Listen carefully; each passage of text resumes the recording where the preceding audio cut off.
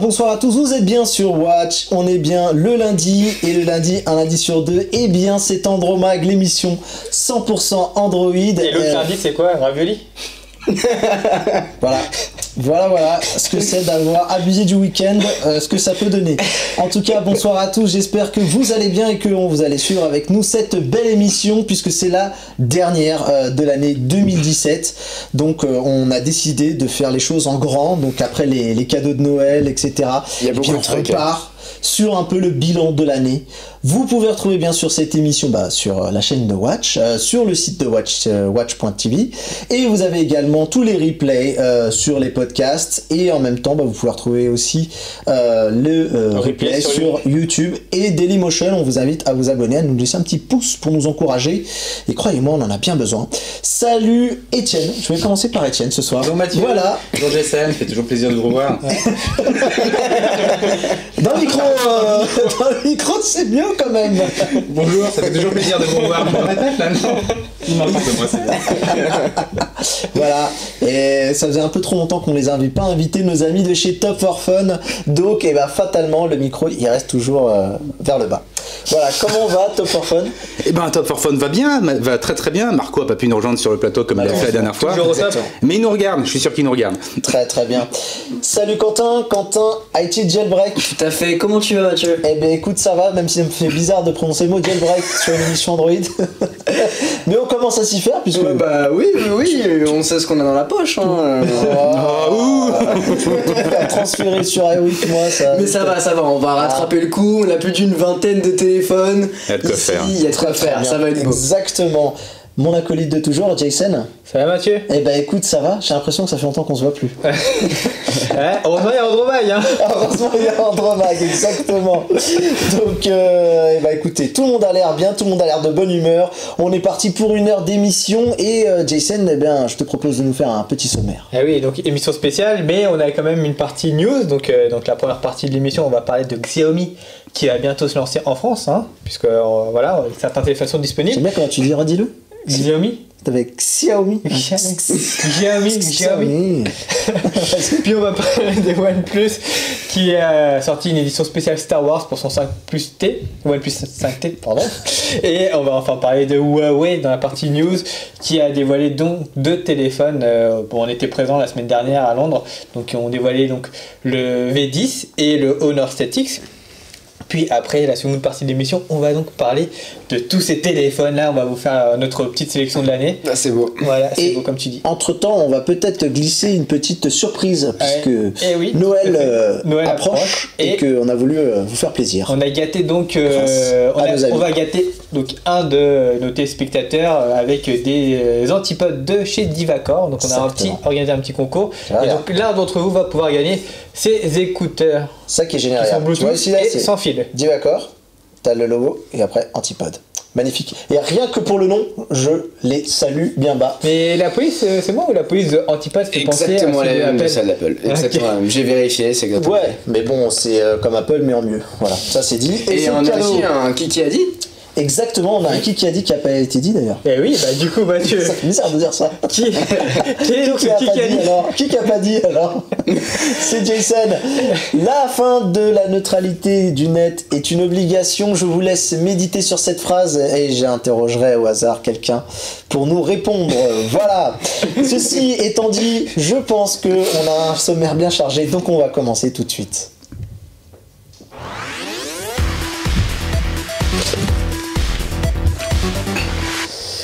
Alors, on va parler de l'actualité, et l'actualité en ce moment qui fait grand bruit malgré que arrive à petits pas, c'est Xiaomi. Pardon, je suis désolé. Non mais ok d'accord, okay. Est-ce que vous étiez pas prêts à celle-là, hein? C'est la fin de l'année, c'est la fin de l'année. Hein, il y en a qui se reposent le week-end, il y en a qui bossent jusqu'à 4h du matin pour préparer l'émission. Ça donne ça, voilà. Vous avez tout. Donc qui fait l'actualité à grand bruit et à petit pas. Qui fait grand bruit à petits pas? Eh bien c'est Xiaomi. Voilà, ça c'est dit. Et bien... Il en peut plus. Je veux pas apparaître. Allez, on va essayer de commencer. Après avoir pointé le bout de son nez en Europe via l'Espagne, Xiaomi débarque, on va dire, en France. Et à petit bruit. Oui, c'est ça. c'est ça. On va essayer de s'en remettre, hein, quand même. C'est important. Pour ceux qui nous regardent, surtout.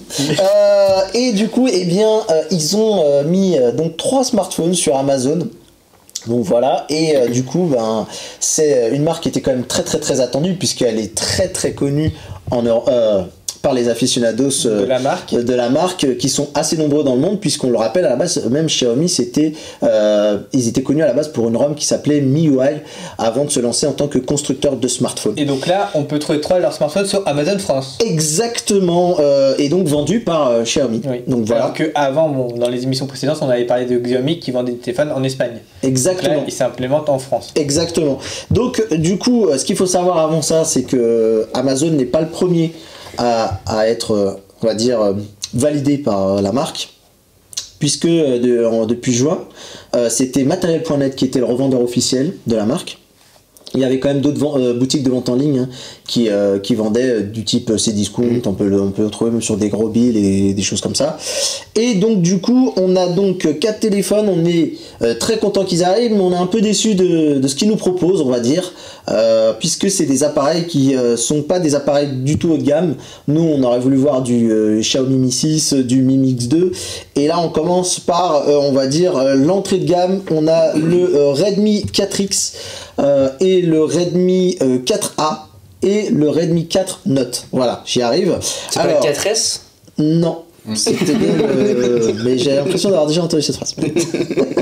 Allez, on continue. Donc pour le coup, on a quoi? On a pour le 4X et le 4A, on a du Snapdragon 435 pour le premier et 425 pour le deuxième.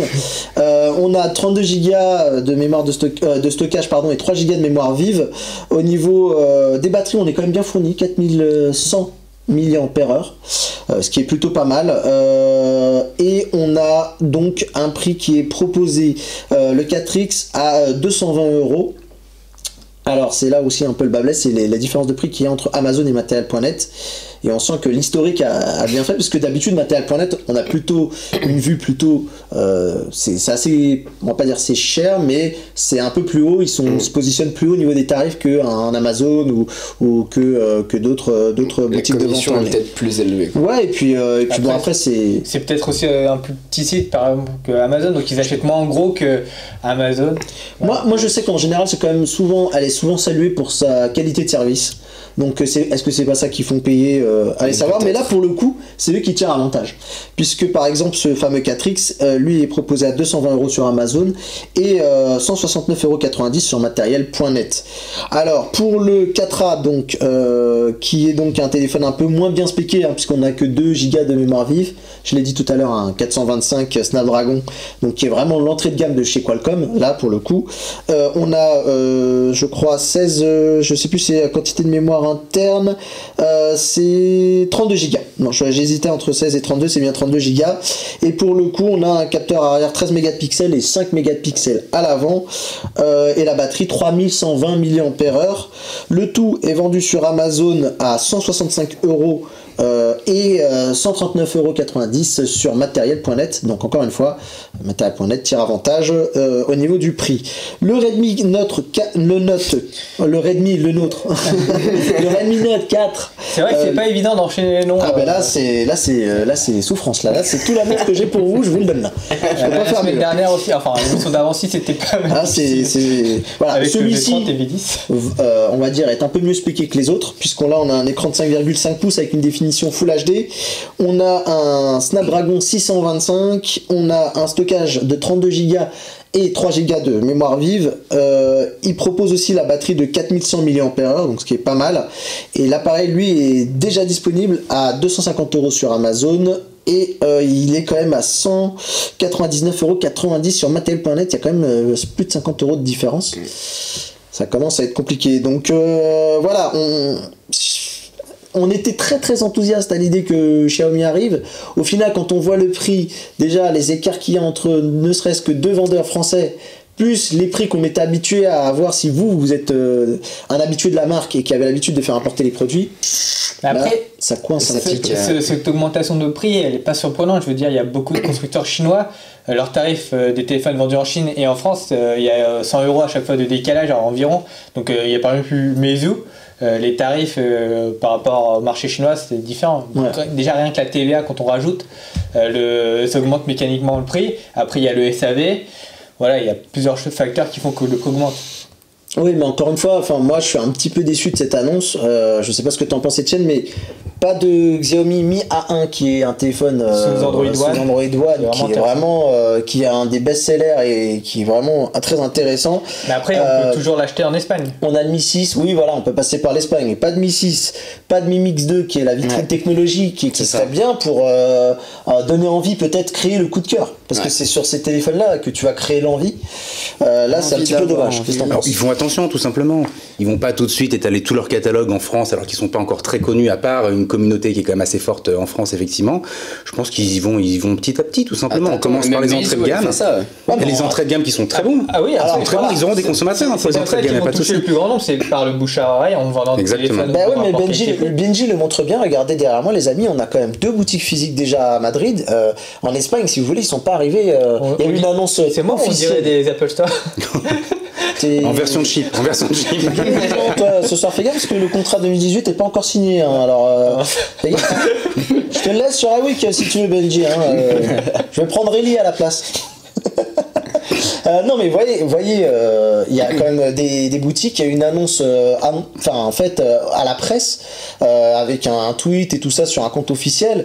Enfin franchement, quand on voit l'arrivée en France, on a de quoi être un petit peu déçu. Google Pixel aussi, qui est en Espagne, mais pas chez nous. Ouais, mais... Exactement. Voilà. En tout cas, l'Espagne est vraiment un pays stratégique pour Xiaomi puisque, comme on le disait, ils se sont bien implantés là-bas et notamment le SAV est là-bas. Je pense que c'est pour une stratégie rapport coût, on va dire, assez amorti, puisqu'on sait il y a quand même des niveaux de disparité entre les pays au niveau des salaires et des choses comme ça. Pouvoir d'achat, oui. Voilà, exactement. Bon bah écoutez, c'était l'annonce, on va quand même suivre ça de près, on va voir s'ils vont monter en force et pourquoi pas avoir un Xiaomi Store ou un Mi Store, je pense qu'on va les appeler comme ça.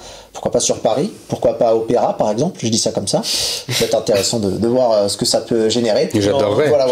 Je suis sûr que ça marcherait du feu de Dieu. Mais oui, je pense parce qu'en plus on l'a dit, Xiaomi a quand même une communauté très assez importante en France, tout à fait. Oui. Ouais.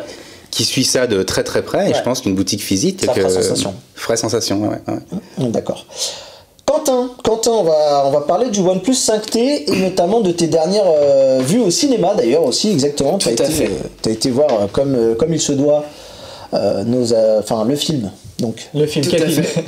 Parce que nos petits amis de chez OnePlus ont très récemment sorti le OnePlus 5T, mais ils sont confrontés à l'actualité avec la sortie de Star Wars épisode 8, qui est une pépite, je vais pas vous le cacher. Et voilà, et OnePlus ils se sont servis. Fanboy, attention. Je partage pas son avis moi sur le 8. Non, mais les gars, allez le voir, on en reparlera après. Je l'ai vu 2 fois. Le même soir. Même jour. On est passé chez Watch, mais bon, je l'ai vu et je suis pas du tout. Donc là, on voit comment se charge un OnePlus 5T avec des vaisseaux qui se percent. Et du coup, OnePlus s'est servi de cette sortie avec Star Wars pour faire un partenariat pour sortir ce OnePlus 5T édition Star Wars. Et franchement, il est vraiment pas mal. Donc on a des petits changements au niveau design, on a une façade blanche de mémoire avec des boutons de couleur rouge qui s'accordent avec le film, donc un petit peu blanc et rouge, voilà, donc allez voir le film si jamais c'est pas fait. En tout cas, OnePlus a fait ce petit partenariat et franchement le téléphone est bien cool, on a les images juste derrière nous. Exactement. Et pour information, il est pas encore disponible en France. Sur le site internet, il y a des gens qui s'amusent à essayer de changer les langues et le site de pays pour pouvoir avoir un aperçu ce petit téléphone qui est sorti en Inde il y a quelques jours de ça. Du coup, c'est quoi l'idée? C'est de trafiquer les sites pour essayer de le précommander, enfin de le commander. Pour essayer, pour l'instant, juste de le visualiser. Pour l'instant, c'est juste de le visualiser parce qu'il a été annoncé du coup à Mumbai et il est pas encore disponible en France. Donc j'espère qu'il le sera parce que pour l'instant, les éditions collector, il y en a eu avec le OnePlus 5, notamment avec la collection JCC qu'on a présenté à la dernière émission. Exactement. Il y avait l'édition, ils font pas mal de petites éditions spéciales chez Colette, mais vu que Colette va bientôt fermer, On sait pas si ce OnePlus sera à vendre du coup dans une boutique physique ou bien en ligne. On verra ça. C'est bien joué de la part de OnePlus que Star Wars, tu mets la licence sur n'importe quel produit, t'es sûr qu'ils vendent comme des petits pains. Je pense que ça peut faire aussi objet de collection parce que je pense que d'ici quelques années, ce téléphone-là, ceux qui l'ont gardé à neuf sous blister, ils le vendent bien. Et c'est une édition limitée, hein, si vous regardez bien. En plus. Si vous pouvez le prendre, faites-le. Et puis Star Wars. Voilà. Et en plus, on a un joli fond d'écran derrière. Bah en fait, moi je suis pas un grand connaisseur de Star Wars, mais on va dire que les couleurs c'est ceux des Stormtroopers, c'est ça? C'est l'univers en fait qui est comme ça. L'univers est vachement rouge et blanc. Ryan Johnson qui a réalisé Star Wars a vachement misé sur cet univers-là et qui change totalement donc, des derniers Star Wars. On ira dans l'autre émission pour en parler si vous voulez. Parce que là j'ai Cinewatch qui me dit arrêtez ça tout de suite s'il vous plaît. En tout cas, OnePlus ça fait un très beau partenariat que je mets en avant parce que franchement le téléphone est vraiment canon.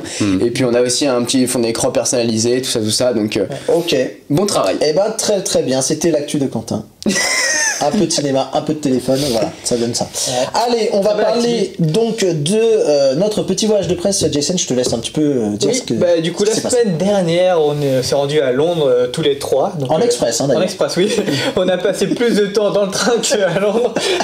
C'est vrai. C'est vrai. Donc voilà, on a fait un petit voyage de presse express, comme tu dis, à Londres pour voir les nouveautés d'Honor. Donc Honor. Eloane aussi. Oui, Eloane, donc c'était en express elle aussi. C'était très en express, c'était la version démo, échantillon Sephora. Oui. Elle est arrivée, elle est repartie. J'ai eu le droit à la photo. Voilà, exactement. On peut zoomer, voilà. J'ai eu le droit à la photo, mais par contre, on n'a pas pu prendre un petit selfie. Quentin, je trouve quand même. Regarde, il y a une c'est ma sœur en fait. Ouais, c'est vrai. On pourrait la ramener plus souvent. C'est vrai. Il y a Alexis derrière. C'est le seul qui a le droit à une photo avec lui. Et comme ça sur le côté. Mais donc bon, pour revenir à nos moutons, Mathieu. Donc la semaine dernière, on était invité par Huawei pour la présentation de leur nouveau téléphone de chez Honor. Donc il y avait le Honor 7X et le Honor V10, qui est donc le premier téléphone de la gamme V à débarquer en Occident. Donc voilà, alors c'est View 10. View 10, yeah. Ah non mais c'est compliqué, non, mais moi je me suis perdu, vraiment je cherchais Honor V10 et tu trouves beaucoup moins de résultats, mais il y a quand même une confusion, et je pense que c'est View 10 et... en tout cas, ils ont dit que c'était... Le hashtag c'est View 10. Voilà. C'est la téléphone de la série V, après... Alors, mais parlons déjà du téléphone qu'on a ici, puisqu'ils n'ont pas voulu me donner de View 10, j'ai demandé, ils m'ont dit on en a pas le encore. View 10, oui, il arrive, lui... Après, voilà, le 8 janvier. Donc exactement, donc on commence par celui-là avant. Oui, donc celui-là c'est le 7X, comme on peut le voir sur la boîte, il y a écrit Honor en chinois. Donc voilà, c'est voilà la séquence culture, comme on écrit Honor en chinois. Voilà. Donc c'est un téléphone de milieu de gamme vendu à 299 €. Exactement. Donc on a le droit à un téléphone avec un écran de 18 neuvième. Ouais. Donc c'est le premier téléphone de chez Honor à embarquer ce format-là de ratio en France. Exactement, et c'est une première pour Honor, le 18 neuvième. Oui, voilà. Et au niveau des caractéristiques, on retrouve un écran Full HD. La taille, c'est du 5 pouces. 5,93 pouces. Ah oui, exactement. C'est du 6 pouces. Ouais, du 6 et on a du e-silicone Kirin 659 gravé en 16 nanomètres, et donc on a quand même des choses plutôt bien spécifiques, parce qu'on a 4 Go de RAM déjà, 64 Go de stockage en interne directement, et avec on peut étendre via une micro SD, donc il est double SIM, double capteur photo à l'arrière. Alors 16 et 20 Maggie. 16 et 2. 16 et 2 sur celui-ci. C'est l'autre. Ah oui, pour l'effet de profondeur en fait. 2, ouais, voilà. Le 2 mégapixels, c'est exactement comme tu le disais, c'est bien. La gestion de profondeur. Voilà, un lecteur d'empreintes digitales qui marche très très bien comme tous les Huawei. On le dit jamais assez. Une batterie de 3340 mAh. Voilà. Moi je l'utilise depuis qu'on l'a reçu. J'ai mis ma SIM dedans. Je dois avouer que j'ai été très, très agréablement surpris. Franchement, en fait, tu vois, moi j'utilise un S8, donc un téléphone haut de gamme. Ben, avec un téléphone comme ça, je ressens pas de carence. À part pour la photo, bien sûr, où là on est quand même sur un autre monde. Et pour le GPS, il n'y a pas de carence, etc. Franchement, en plus, je trouvais que les couleurs étaient un peu froides sur cet écran. Et en fait, tu peux aller les régler, tu peux aller les affiner dans les réglages pour mettre un petit peu plus des couleurs chaudes. Pas besoin non plus d'être chercheur. Voilà. Parce que la particularité de ce téléphone, quand même, c'est que on a un borderless à 250 €. Exact, à 299. Ouais, mais il y a un ODR. Alors oui, voilà, je sais pas si Offre de remboursement. est-ce que l'offre de remboursement, c'est de 349 à 299? C'est 300, 250. Ok. Et ça, je voulais dire comme c'est plutôt bien, je voulais saluer Honor France. Faut dire quand c'est bien, les constructeurs. Souvent, j'ai remarqué, quand ils font des annonces, les prix en général global pour l'Europe, ils sont souvent assez chers. Et en France, ils se battent toujours pour avoir une ODR, un truc, pour proposer un prix moins cher. Offre de remboursement pour celles et ceux qui. Exactement, mais je pense qu'une fois, ils l'ont compris. Hein. Mais il a fait une tête, Etienne. Il y a de l'ambiance, ils s'entendent bien. S'il y a des gâteux qui nous entendent, on sait jamais. Faut répéter à force. Mais non, c'est vrai, ils font toujours l'effort et souvent les ODR deviennent souvent permanentes. C'est ce qu'ils font chez Honor. Donc voilà, non, c'est un très bon téléphone qui a de très bonnes performances. Et ils ont notamment fait une démo comme quoi le téléphone était optimisé pour le dernier jeu de Gameloft, Modern Combat Versus, qui est un jeu assez gourmand en fait, c'est ça que je veux dire. Donc du coup quand même tu fais tourner de très Et c'est leur plateforme de développement, l'une des plateformes de développement de chez Gameloft. Voilà, exactement. Alors on va parler maintenant du View 10 rapidement, le View 10. Qui est donc le téléphone haut de gamme de chez Honor, qui lui porte-étendard. Le porte-étendard, donc qui lui arrive le 8 janvier 2018. Ouais. Donc ce téléphone-là, alors la philosophie, on peut dire c'est l'équivalent chez Honor du Mate 10 Pro de chez Huawei. Donc on a un téléphone, enfin une phablette au format 18 neuvième. Ouais, 18 neuvième. Toujours. C'est un écran de combien, Mathieu? On a un écran de 6 pouces là 6 pouces, Full HD toujours. Hein. Exactement, Full HD. Moi je dis Full HD+, parce que ça dépasse un peu. Et ça reprend donc, comme tu disais, les caractéristiques du Mate 10. Donc on a un Kirin 970 là-dedans. On a 6 Go de RAM. 128 Go de stockage. On a une extension micro SD donc pour le stockage, pour en mettre du supplémentaire. On a un double capteur photo donc qui est de 16 et 20 mégapixels. Exactement. En noir pour le 20 mégapixels. En noir. Noir et blanc pour. Oui, bah explique. Hein, vas-y. Donc du coup on peut faire des photos. Il y a deux capteurs. Il y a deux capteurs, donc on peut faire des photos en noir et blanc, comme il y a un capteur dédié pour prendre des clichés en noir et blanc tout simplement. Là tu as montré le Mate 10. Oui, bah c'est la même chose, c'est la même philosophie hein, globalement. C'est ça, Huawei et Honor ont tous leur fonctionnement principal. Et donc rapidement, on a la particularité de ce Honor View 10, donc c'est l'intelligence artificielle, puisque c'est là où ils ont battu toute leur communication. Quentin. Exactement, ils ont fait ça et notamment au niveau de la photo, ils nous l'ont beaucoup rabâché pendant la conférence et c'est pour ça que ça s'est éternisé d'ailleurs. Ils nous ont montré plein d'exemples où tu prends une photo de ton chat, là on voit la photo avec le chien, tu prends une photo de paysage, en fait l'intelligence artificielle c'est ça, elle va calculer, elle va savoir quelle scène et va adapter le scénario pour optimiser ta photo pour qu'elle soit de meilleure qualité en fait. Exactement. Et au-delà de ça, donc cette intelligence artificielle doit aussi essayer d'accroître la fluidité et va essayer de limiter au mieux les années qui passent sur le téléphone pour essayer de garder une expérience fluide. Donc voilà, mais tu as raison, c'est vraiment l'accent sur la photo qui a été mis en avant. Ce qui est bien, c'est que cette intelligence artificielle ne vient pas concurrencer Google Assistant par exemple. Ça sera un petit peu dommage, ça sera un peu bête de voir le truc comme ça. Et il y a également l'équivalent des Animoji qui apparaît avec ce téléphone là. Donc ils ont fait une petite démonstration avec un panda. Oui, exactement. Et il a aussi un reconnaissance faciale qui n'a pas très bien fonctionné lors de la démo. Sans doute à cause des conditions d'éclairage. C'est ça, il s'y a pris plusieurs fois. Donc voilà, mais c'est dommage de se rater lors d'une présentation. Je sais, on sait de quoi Apple aussi parle. Parce qu'ils sont un peu foirés. Attention, tu veux le tester en live là Et juste pour revenir rapidement aussi, avec le Honor 7X, ils ont pas mal communiqué sur la fonction airbag. Donc, oui, c'est vrai, quand il tombe, donc il y a sur les côtés de quoi amortir le choc pour éviter que l'écran se fissure encore plus. Très bien, très bien. Et le très gros avantage de ce View 10 pour finir, c'est son prix. 499 €, il sera disponible le 8 janvier et on a quasiment un Mate 10 Pro, avec des finitions peut-être un peu moins bonnes, voilà, mais qui est quand même très très sympa pour 500 € alors que le Mate 10 Pro lui a 800-900 €. Quoi. Ouais, donc là on a vraiment un téléphone au très bon rapport qualité-prix. Hein. Voilà, affaire à suivre. Alors nous, on va parler maintenant du qui a dit et je vais me tourner vers Etienne. Donc Etienne, surprise. Qui c'est qui a dit la fin de la neutralité du net est une obligation? La fin de la neutralité du net est une obligation. C'est pas un opérateur, non, c'est pas un SFR ou quelque chose comme ça, non? Ah ouais, t'es pas très loin. Bon, il en reste plus beaucoup si je suis pas très loin là. D'accord. Allez, Orange. Orange, d'accord. Orange, d'accord, Pas mal, bah voilà. ça me plaît bien. Et c'est donc, tu as tout à fait raison, le patron de Orange, Stéphane Richard, Bien joué, hein. qui, C'est pas qui évident, a parce cité que ça. Alors, avec l'actualité, on pourquoi aurait pu croire il que a c'était sorti ça. cette phrase? On va reprendre un petit peu le contexte, les amis. L'heure est grave. Voilà. Happy Fest, t'enlèves. L'heure est grave. En fait, ça colle à l'actualité américaine notamment, puisque vous le savez, la FCC, la Federal Communication Commission, qui est l'équivalent chez nous de l'ARCEP, hein, l'autorité de la régulation des communications électroniques et des postes, c'est quand même moins long à dire, la FCC, qui a mis fin récemment à la neutralité du net aux États-Unis. Alors, sous l'ère Obama, on avait eu des lois qui avaient été faites dans ce sens pour justement essayer de mettre à égalité chaque donnée qui passe dans l'internet sans distinction, sans en favoriser une plus que l'autre. Et là, donc, ces 5 membres du jury sont réunis et donc ils ont abrogé les lois qui permettaient cette neutralité du net à 3 voix contre 2. Donc je vous laisse essayer de deviner qui sont les 3 qui ont décidé de... Celui du centre, c'était celui qui portait pour l'abrogation. Je ne sais pas, les votes sont unanimes.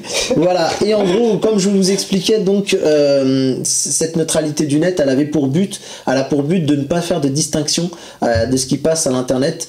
On parle beaucoup maintenant de dire qu'on va rentrer dans une internet aux États-Unis notamment, une internet à 2 vitesses où d'autres seront plus favorisés que d'autres.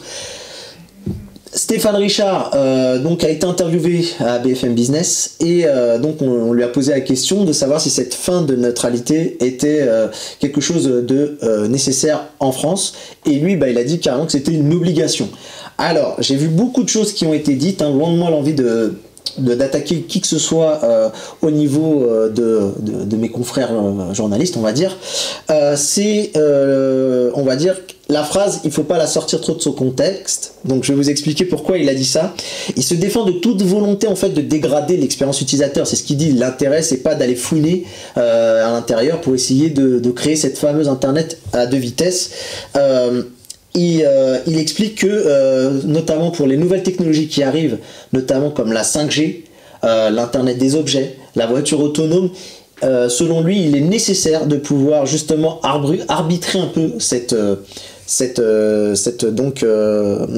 donnée qui va transiter dans les tuyaux ou dans le réseau en fait, et il explique donc que pour lui il va falloir par exemple donner peut-être moins de latence, donc ces fameux envois quand on envoie une requête et qu'elle te revient à un débit plus élevé, à des choses qui sont nécessaires comme une voiture autonome ou peut-être on va dire des services peut-être cruciaux.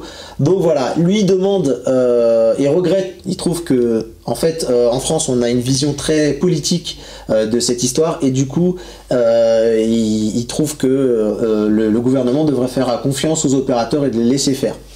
Donc voilà, je sais que toi Quentin c'est un sujet sur lequel Ouais, je vous invite à aller voir notamment sur Twitter, il y a un hashtag qui s'appelle Net Neutrality qui du coup pousse vraiment cette cause, parce que il y a un tweet notamment qui a beaucoup été retweeté par les influenceurs français, les youtubeurs etc, qui montre que des services comme YouTube, Netflix qu'on utilise tous les jours pourraient devenir payants. Donc par exemple regarder une vidéo ça coûterait 5 € par mois, donc regarder une vidéo, regarder le service, ça coûterait. Optimiser YouTube ou avoir une expérience Netflix pas dégradée, ça pourrait devenir payant. Exactement. Et que les sites pareils, Facebook, Twitter, payer en plus du service, bien sûr.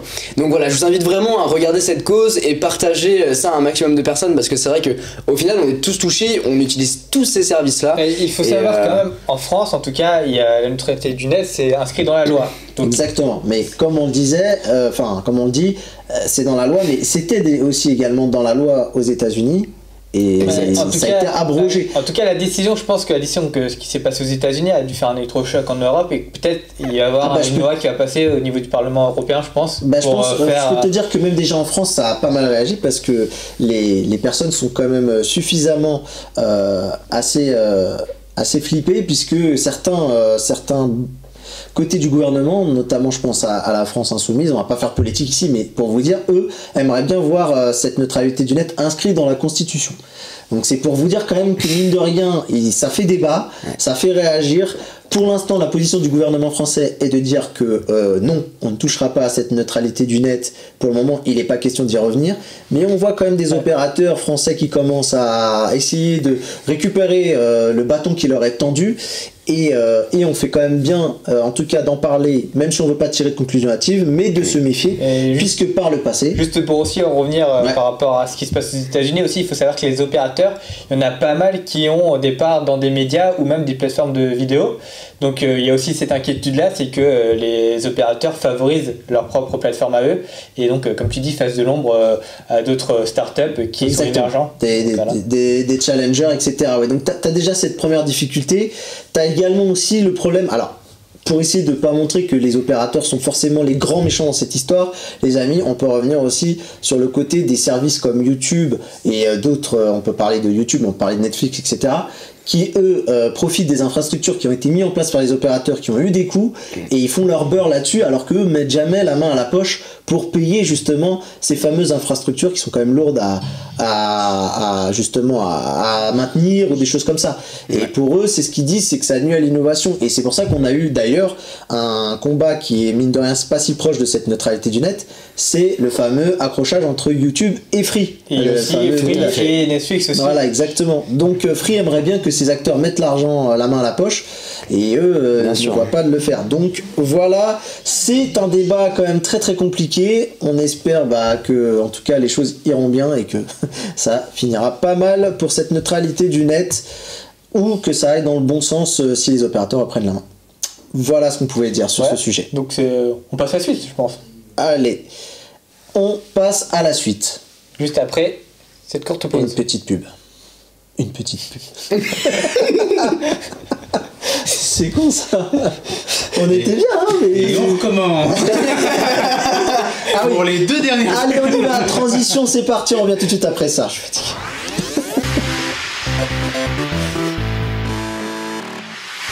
Donc là c'est notre sélection des téléphones de l'année. Donc on a compartimenté cette sélection suivant nos envies. Donc on a segmenté suivant le prix des téléphones, bien entendu, mais pas que, vous allez le voir. Donc je te propose, Étienne, tu commences toi avec ta sélection de téléphones. Alors ma sélection de téléphone, on commence chacun entrée de gamme au départ. Oui, voilà, entrée de gamme, on dit chacun un peu le... Alors moi j'ai sélectionné le Redmi 4A. Alors la version globale, attention, parce que la version classique ne contient pas la fameuse B20, donc la fréquence 800 MHz, donc faut faire attention, pardon, oui le micro. Et donc là c'est une version globale qui a cette fréquence B20, donc on va pouvoir utiliser tout à fait tranquillement en France, c'est compatible avec tous les réseaux, et qu'on peut trouver en fouillant un petit peu en dessous de 100 €, voire entre 80 et 85 €. Donc c'est vraiment un téléphone de 5 pouces, donc avec un écran HD, pas Full HD, avec 32 Go de RAM à l'intérieur, un processeur Snapdragon 425, donc évidemment on n'est pas sur un foot de guerre, mais à moins de 100 €, c'est un smartphone qui fait le taf, voilà, qui est très complet, et donc voilà. On n'a pas le téléphone avec nous, malheureusement. Malheureusement, celui-là, voilà, il l'a sélectionné, mais il l'a pas ramené. Voilà.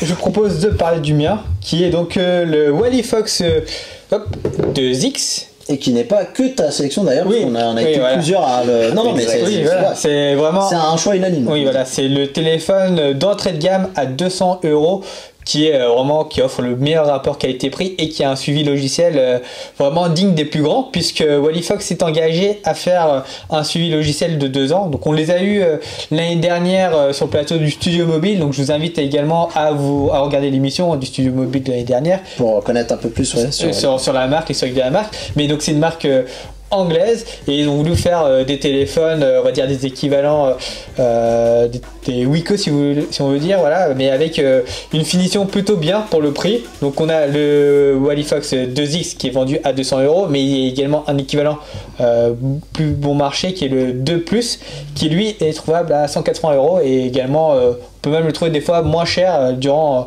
des promotions. Mais c'est un bon rapport qualité-prix. Oui, voilà. Moi je sais que c'est le smartphone que je recommande, le 2X, lorsque quelqu'un me demande un smartphone à bas prix. Oui, voilà, c'est la valeur sûre, il n'y a pas de souci et il y a un très bon suivi. Et il a un aspect premium. Et ce qui m'a plu vraiment chez Wally-Fox, c'est qu'ils ont démarré avec Cyanogen Mode. Et quand Cyanogen les a un petit peu plantés, puisqu'ils ont mis fin à l'aventure, ils ont réussi très bien à se retourner et à conserver ce qui plaisait à leurs clients, c'est-à-dire d'un Android stock et le côté mise à jour. Ouais, exact. Voilà. Donc ça, bravo. Et en plus d'ailleurs, bien grand leur a fait de signer la fin avec Cyanogen, puisque on a eu des améliorations notables. Voilà, il y a eu même un crash test. Il y a eu des améliorations notables, notamment au niveau de l'autonomie, où on a vu un sacré bond, et on a vu aussi également de meilleures photos avec ce téléphone quand ils ont switché. Jason, je te propose de prendre juste 2 minutes et d'enlever les téléphones que tu as à côté de toi, juste rapidement. On va faire le tirage au sort et je voudrais être totalement transparent auprès de nos amis. Donc, Divacor m'a donné, Benji, si tu peux nous mettre en route caméra zénitale. Je vais voir, j'espère que ça va bien se passer. Voilà. On voit. Alors, en tout cas, on voit Benji, hein, c'est pas mal comme ça. Voilà. En gros, on a eu 118 participants à cette. Ouais, mais on voit. Okay. De toute façon, je rapprocherai. Voilà, comme ça, tu vois, on verra. On a eu 118 participants au total sur ce concours. Merci à vous d'avoir participé. On est ravis de pouvoir vous faire ce cadeau. Et donc, c'est Divacor qui va procéder à l'envoi, etc. Et je leur avais promis qu'on ferait le tirage au sort en direct. Chose faite. Donc, 1 sur 118. Je peux appuyer Laurent Gagne. Vas-y, hein, fais-toi plaisir. Et ça ne marche pas. Peut-être. Je ne sais pas appuyer sur un bouton. Peut-être j'ai pas le doigt qui. Et voilà. 101. Donc voilà, vous avez bien vu, c'est le 101ème qui a gagné. Donc dans le 101ème, il y a des gros doigts, ça marche dans la ligne. Je vais regarder dans la ligne rapidement qui est le gagnant des antipodes. De Divacor. Des écouteurs Bluetooth. Exactement. On peut le rappeler un petit peu. Et bien on les a ici. Et voilà, ils sont là, petits écouteurs Bluetooth qui ont été lancés pour faire de l'ombre aux AirPods d'Apple. Et voilà, petits écouteurs intra-auriculaires avec les embouts qui peuvent se changer et qui sont Bluetooth bien sûr et qu'on peut du coup mettre dans leur petite boîte pour pouvoir les recharger. Et le gagnant est donc Thomas Bréheret. Donc je vais pas montrer parce qu'il y a ses adresses, son adresse email, etc. Donc voilà, Thomas Bréheret, bravo à lui en tout cas. Bravo Thomas. Il gagne donc des antipodes. Ce qu'on va faire, c'est que je pense qu'on a tes coordonnées. Je vais voir avec Divacor comment se passe la suite et on compte sur toi pour nous faire un petit tweet ou un petit message pour bien nous mentionner que tu as reçu tes antipodes. Je ne me fais pas de soucis là-dessus. Bravo à toi, donc Thomas Bréheret. Voilà. C'était la petite interlude et puis encore merci à Divacor de nous avoir fait ce petit cadeau. Et bah justement, comme tu es en train de parler, dis-nous ta sélection de smartphones d'entrée de gamme. Eh bien, ma sélection de smartphones d'entrée de gamme. Donc il y avait le Wally Fox 2X aussi donc, également. Le Swift 2X que je recommande également à tout le monde. C'est vraiment mon smartphone fétiche en entrée de gamme. Après, j'en ai pas testé de nombreux. Et j'ai le Honor 6C Pro puisque j'aime beaucoup ce que propose Honor et on l'a d'ailleurs ici entre les mains.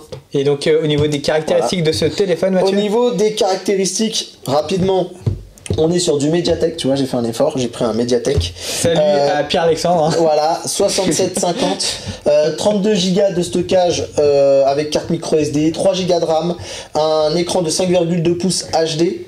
Android 7 avec Emotion UI 5.1, la surcouche de Huawei, 8 mégapixels à l'avant, 13 mégapixels à l'arrière et une batterie de 3000 mAh et on est sur un prix aux alentours de 179 €.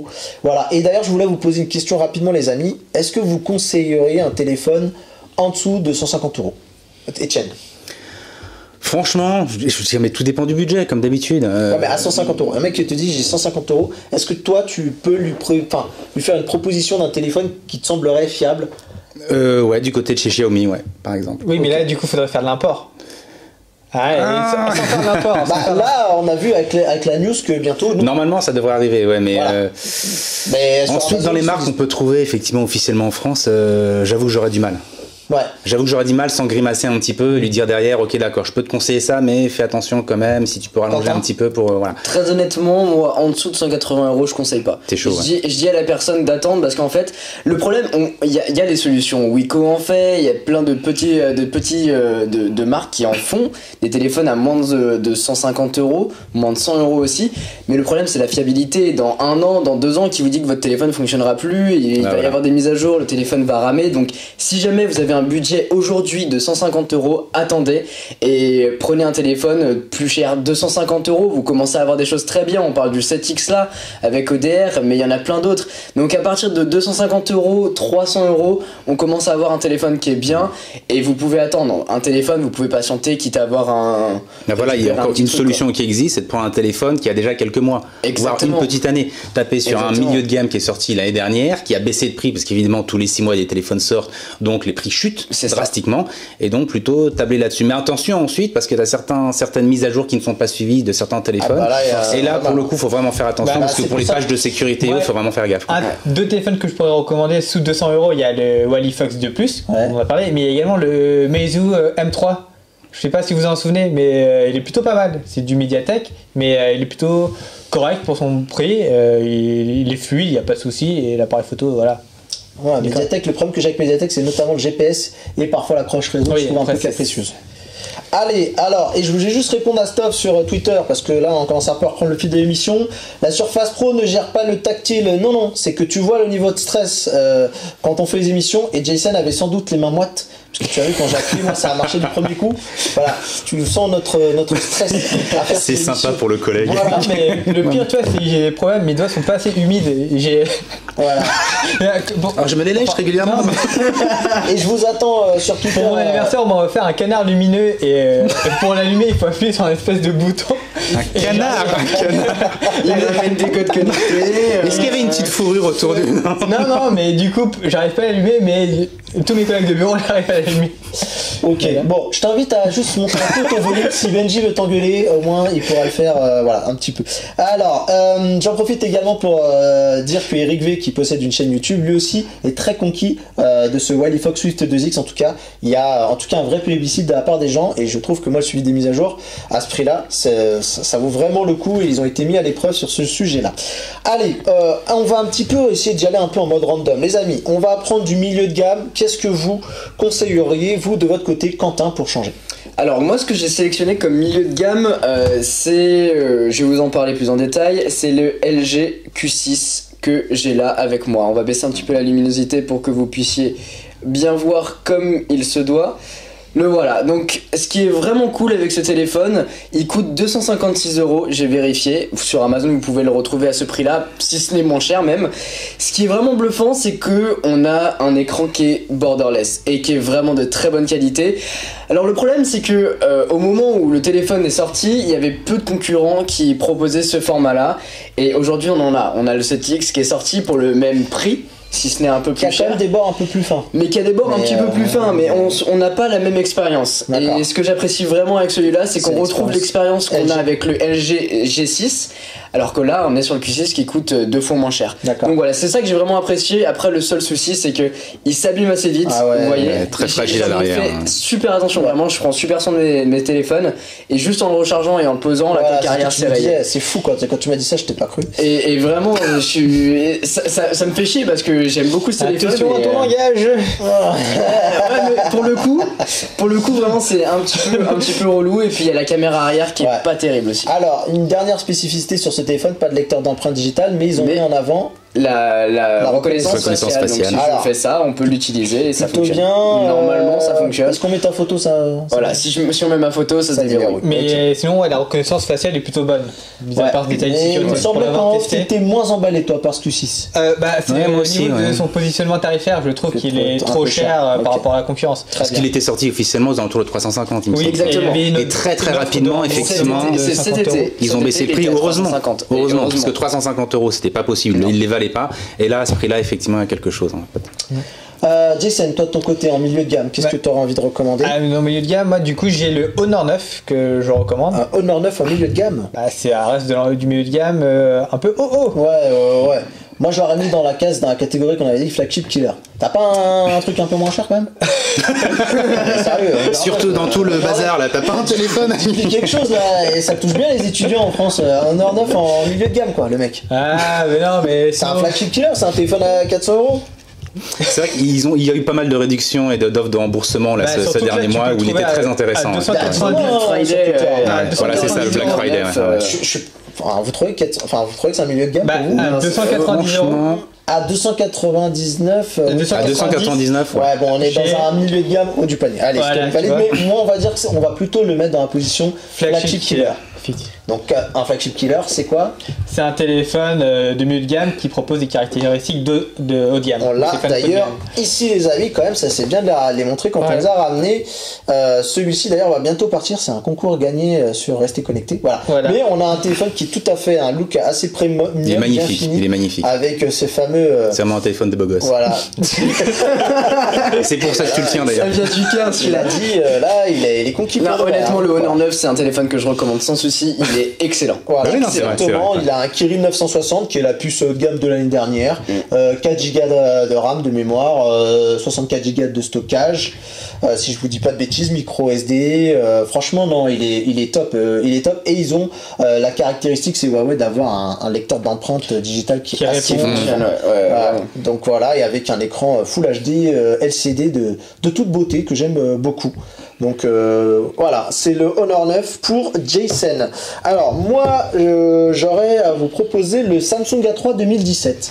Je vais être honnête avec vous, je l'ai pas testé, mais j'avais testé le modèle de l'année dernière. Moi, je l'ai testé. Et alors, moi j'aime beaucoup. Je suis allé à l'événement presse du A3 et du A5 2017. Ouais. Et j'ai été conquis. Je les ai pas pris en main vraiment pendant longtemps, mais j'ai été conquis parce qu'en fait on a un très bon rapport qualité-prix, on retrouve un petit peu la patte Samsung et surtout ils sont résistants à l'eau. Pour un prix qui et qui on a des est finitions très qui sont très très chouettes, voilà. Du niveau d'un Honor 9 qui voilà, c'est ça. En fait, on a ils ont pris le S8, ils ont pris le S7 et ils l'ont mis format petit. On n'a pas un écran borderless, mais on a un écran super on a AMOLED. un bon écran qui est Super très bonne facture. AMOLED, Et une très bonne autonomie aussi, c'est ce que tu me disais pour le et modèle. L'autonomie, une endurance folle et des appareils photo très très très corrects pour cette gamme de prix, les amis. Franchement, ça plutôt pas mal. Si vous avez un budget un peu moindre, je partirais sur le Moto G5 Plus. Voilà, toi Exact. tu sais que tu es un aficionados du Moto Z2 Play, mais le Moto G5 Plus voilà, est très bien pour ceux qui ne veulent pas surtout de surcouche Android, de surcouche constructeur pardon, et qui veulent de l'Android pur avec des mises à jour avec un suivi assez correct. Le Moto G5 Plus, il m'avait plutôt séduit. On a un test complet sur Rester Connecté si vous voulez en savoir un petit peu plus. Et j'ai mis le Xiaomi justement Mi A1 dans la case, on va dire, à importation. Parce que là aussi pour le coup on a une expérience Android pure, donc là on est vraiment sur les téléphones sans surcouche et avec un niveau de suivi plutôt bien. Donc puisque là derrière moi Google qui est derrière. on voit le Moto G5 Plus d'ailleurs, et petite anecdote, ils s'étaient targués avec leur capteur photo d'avoir mis le capteur qui était l'équivalent du Galaxy S7. Et là c'est le Z2 Play. Non, là c'était c'est le Moto G5 Plus. Ah non, c'est le Z2 Play, d'accord. Yes, c'est le Z2 Play. Et d'ailleurs, c'était c'est dans ta sélection. Et on va en reparler. Au niveau milieu de gamme. C'est ça, on peut en reparler maintenant même. Benji qui me dit, c'est moi le maître des Le voilà, alors, du coup, j'ai pas le prix sous le prix actuel, vu que Benji est capricieux ce soir. Benji capricieux. Du coup, le Moto Z2 Play, c'est le smartphone un petit peu flagship killer dans la gamme de Motorola, qui est le smartphone, on en a parlé ici chez Watch, qui a des mods qu'on peut clipser exactement sur ce téléphone. Là, on a une petite batterie externe en plus, on peut y mettre un petit appareil photo pour avoir un zoom optique qui est de bonne qualité avec un super flash, et c'est du Hasselblad, donc c'est de la bonne qualité. On peut avoir un petit vidéoprojecteur. Exactement. Pour les petites soirées d'hôtel quand on s'ennuie, et ça peut être vraiment plutôt pas mal. Ok. Et on a aussi une enceinte JBL et qui marche du feu de Dieu. Je vous invite demain à aller voir ma petite vidéo où je vais en parler de ce téléphone, et je vais tester ça, et c'est 399 €. Très bien. Pour ce téléphone. Donc, et il y avait un téléphone sur lequel on avait un doute. Bon, on va pas trop pouvoir en parler parce que le temps file et qu'il nous reste 10 minutes. On avait un coup de cœur nous pour le ZTE Axon 7. Alors ce qu'il faut vous dire, voilà, que tu as ici, D'ailleurs, Etienne avait beaucoup aimé, je me souviens. J'avais un coup de cœur pour celui-là. Mais toi aussi, tu as pu le tester en plus. C'est un Snapdragon 820, oui, mais je pense que sur nos chaînes respectives, on a tous un test de ce téléphone qui est très très bien et qui a des enceintes à couper le souffle. Des haut-parleurs, ouais. On a des haut-parleurs stéréo, un écran, on a un capteur 20 mégapixels au dos, écran 5,5 pouces, mais qui est juste magnifique. Et tout comme moi, il a enlevé la surcouche ZTE. Il a mis un launcher. Non, mais t'as eu raison, hein. Franchement, je peux te dire. On l'a tous fait, on l'a tous fait. C'est ça. La fluidité, elle a rien à voir. Mais il est excellent, il est fluide, il a une empreinte digitale qui fonctionne super bien. Enfin, moi je le recommande encore aujourd'hui. Même s'il est de l'année dernière, il est toujours d'actualité. Ils ont un positionnement un peu bâtard, ces téléphones. On a des téléphones, on a des difficultés parce qu'il est sorti fin d'année 2016. Mais pour nous, c'est un téléphone 2017. C'est ça. Comme le Honor 7X, on pourrait vous le conseiller, mais en même temps, pour moi, va devenir un téléphone plutôt 2018 en fait. D'accord. Donc voilà, allez les amis, au niveau. Je te propose qu'on parle des téléphones atypiques de cette année. Oui, on finira par notre gamme, donc vas-y, il y tient. Oui, il y en a plusieurs. Donc le premier, c'est le BlackBerry Key-One. Donc un très bon téléphone. Très bon téléphone. Ouais, on a pu le tester. Quentin aussi, t'as pu le tester. Ah, moi j'ai pu le tester, j'ai adoré. Ouais, moi j'ai adoré son autonomie. Il tient facilement 2 jours sans souci. Tiens, si tu peux le déverrouiller, d'ailleurs, c'est le téléphone que tu me disais qui t'a réconcilié avec le capteur d'empreinte à l'avant. Oui, parce que moi j'aimais pas du tout les capteurs d'empreinte à l'avant, et ce téléphone, le capteur d'empreinte, il répond au feu de Dieu. Au feu de Dieu, d'accord. Il répond rapidement. Juste appuyer, enfin ça répond très vite. C'est vraiment, il m'a réconcilié avec ça parce que j'avais l'expérience avec le S7 et répond au feu de Dieu. Le capteur d'empreinte du S7 par exemple, lui il ne répond pas très vite pour un téléphone haut de gamme, alors que là celui-là il coûte quand même 600 €. Il est très beau, il a quand même une fiche technique un petit peu faiblarde par rapport au prix demandé, c'est ça qui nous dérangeait un petit peu, mais il a beaucoup de qualité les amis. Avant de venir ici, j'ai vu un comparatif de nos amis de Android Authority, parce que je les connais en plus personnellement, et le BlackBerry, vous pourriez être étonné sur quoi il s'en sort sur pas mal de choses comme l'écran, l'autonomie et tout ça, et parfois il est dans le ranking dans les 3 premiers face à des hauts de gamme. Et surtout qu'en plus il y a la suite de BlackBerry qui est fournie avec, pour ce qui est de la sécurité. Et le côté atypique de ce téléphone, c'est bien entendu son clavier, qui a des choses intéressantes comme on peut faire des mouvements tactiles, on peut appuyer sur une lettre, si on reste appuyé sur le F par exemple pendant longtemps, ça va ouvrir Facebook. Il y a des choses qui ont été très bien travaillées. La personnalisation est excellente sur ce clavier. On peut lancer des raccourcis comme tu dis. Exactement. Et donc le suivant. Mathieu, tu sais, j'adore Yotaphone, hein. Oui, c'est son arlésienne. Yota, si nous étendez un jour, il faut vraiment lui envoyer un téléphone. Du coup, Yota n'est jamais, n'a pas lancé le Yotaphone 3 en Europe, mais il y a Meizu qui a lancé un équivalent, on va dire, toute proportion gardée, mais il y a le Pro 7 qui lui a également un second écran derrière. Donc c'est un téléphone de milieu de gamme qui propose donc un... Alors dis ça à Meizu, il va être content. Milieu de gamme plus, on va dire. Il va dire, oui, pour eux c'est leur flagship un petit peu. Milieu de gamme plus, donc il a un Helio P25, 4 Go de RAM. 64 Go de mémoire interne, et il a un écran super AMOLED. Très bien. Donc voilà, c'est un téléphone pourquoi il est atypique? Pourquoi il est atypique? C'est parce que du coup il a un second écran. Il a un second écran un peu limité quand même. Oui, un peu limité, mais qui est tactile, ouvert aux développeurs. Voilà, et donc on peut pouvoir par exemple prendre un selfie en utilisant le capteur arrière, et donc on a le retour à l'écran via l'écran derrière. D'accord. Et il est plutôt joli. Il a un design plutôt très sympa. On avait beaucoup aimé en tout cas. Et puis la surcouche Meizu, alors il faut aimer. Il y en a qui aiment, il y a Quentin qui tire la tronche. Voilà. Ensuite, donc on va parler maintenant des téléphones. Alors il y en avait un qui était atypique, je l'avais noté, Benjamin si tu veux le montrer vite fait. C'est le Alcatel A5 LED, mais rapidement comme ça. Pourquoi il est atypique? Il avait fait sensation au Mobile World Congress. C'est parce qu'il avait une face arrière qui s'illuminait avec des LED. Donc voilà, on avait pu tester ce que ça donnait au niveau. Voilà. Et c'est le smartphone parrain, enfin le parrain de ce smartphone est Matt Pokora. Voilà. Donc, Matt Pokora, c'est ce qu'il utilise dans ses soirées. Voilà, ça c'est fait. Non, mais c'est bien ce genre de partenariat. Mais quand t'achètes le téléphone, est-ce que t'as une chanson de Matt Pokora dedans ou pas? Non, mais t'invite à voir le clip où il sort le téléphone qui est Alexandra, Claude François. Eh ben écoute, moi j'incruste le HTC U11 dans le atypique parce que on a des bords qui sont... alors moi j'ai carrément verrouillé le téléphone, comme ça c'est beau.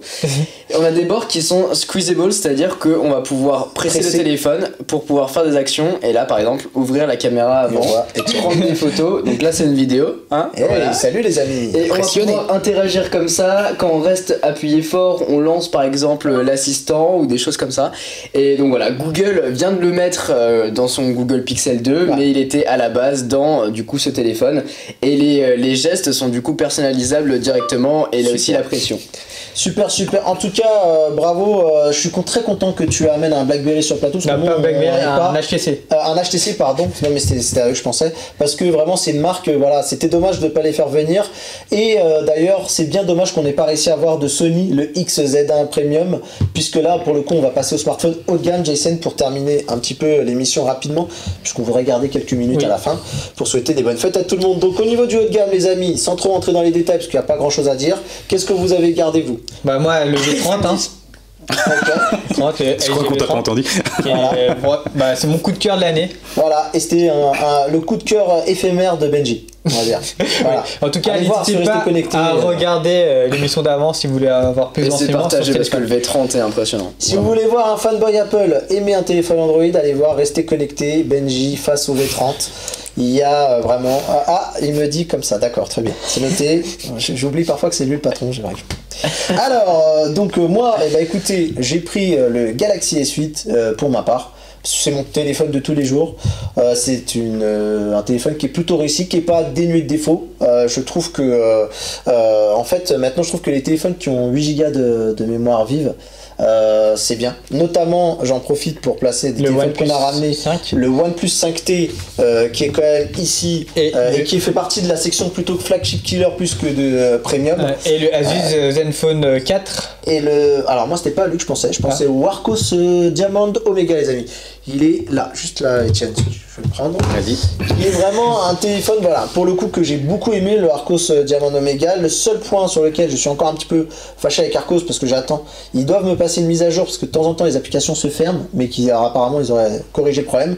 Mais je trouve que ces téléphones montrent bien que mine de rien Android avec 8 Go de RAM ou 6 Go peut-être sans doute, eh bien c'est largement une expérience plus agréable à l'utilisation, surtout quand on a une surcouche et une expérience telle que Samsung, notamment je pense au Samsung SmartSync où on peut décupler son téléphone sur son PC, ça c'est bien, mais après tout ça, ça alourdit le système au quotidien, et du coup voilà, c'est un des défauts, mais sinon je trouve que Samsung a fait un excellent boulot sur son S8, c'est mon téléphone de tous les jours, encore je le dis, et c'est pour moi le smartphone de l'année, malgré tout, malgré qu'il y a des petits challengers comme le Arcos Diamond Omega dont j'attends encore beaucoup, malgré une surcouche un peu lourde à mon goût, et donc pour ça on va pouvoir parler du OnePlus 5T. Complètement d'accord, j'en ai fait mon téléphone perso aussi. Voilà, tu l'as acheté.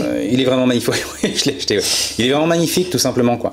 Tout simplement, j'ai eu une mauvaise expérience avec OnePlus, notamment le tout il y a 2 ans. La surcouche n'était pas terrible. Top 4 Phone était fâché. On était fâchés, on avait tous eu, Marco et moi, des très mauvaises expériences. Puis bon, je me suis dit du OnePlus 2. Tu veux vraiment que je sors du plateau? Et bon, bref, il y a que les cons qui changent pas d'avis, donc je me suis dit pourquoi pas, parce que j'avais vraiment été attiré par le design de celui-ci, et pour l'instant c'est nickel. Voilà. Bon, pour moins de 500 €, on en a vraiment pour son argent. Alors je suis en train de le dépioter, il n'est pas exempt de défaut. Non. Franchement, au niveau de la photographie, le OnePlus 5T, au niveau de la photographie, notamment en macro, pour faire des focus vraiment sur un point très particulier, c'est un peu difficile, c'est pas très précis. Encore quelques petites choses, mais ça je le testerai en entier. Mais voilà, dans sa globalité, c'est vraiment un très très bon smartphone. Rapport qualité-prix exceptionnel. Magnifique. Ton haut de gamme, juste en un mot. S8 aussi. Il y avait une Note 8 aussi. Note 8, j'avais choisi une Note 8. Vu le prix, moi personnellement je dirais, si vous hésitez entre le Note 8 et si vous n'avez pas besoin du stylet, prenez un V30.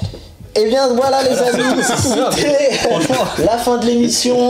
On tenait à vous remercier, c'est l'émission de la fin d'année. Donc voilà, on a été ravis de vous accompagner en 2017 pour vous faire vivre toute l'actualité Android à notre manière, parfois avec un petit peu d'hésitation, avec un peu quelques loupés. On le dit, on s'est fait un petit peu attraper sur l'émission de la maison connectée. Ce n'est pas du Zigbee pour Philips Hue, c'est du Z-Wave. On a été corrigé. Merci en tout cas à vous de votre vigilance. Vous êtes là pour nous suivre. On va en profiter pour vous souhaiter de bonnes fêtes de fin d'année. Profitez-en, restez déconnectés pour une fois, on va vous dire. Profitez-en de vos proches, vos amis. Quentin, merci. Avec grand plaisir. On te souhaite des bonnes fêtes de fin d'année. Jason, bonne fête de fin d'année, mon ami. Bah, bonne fête de fin d'année à toi aussi. Hein. Merci. Etienne, Top for Fun, on vous souhaite une bonne fête de fin d'année. Merci, c'est gentil, toujours un plaisir de venir vous voir. Eh bien, écoutez, avec Jason, Quentin et puis même Etienne, on a été ravis de faire ces émissions, en tout cas avec vous. On vous souhaite tout plein de bonheur pour cette fin d'année et on espère vous revoir très vite en 2018. On vous embrasse, les programmes de Watch continuent et on vous dit à très bientôt. Ciao. Bye bye. Bye. Salut à tous.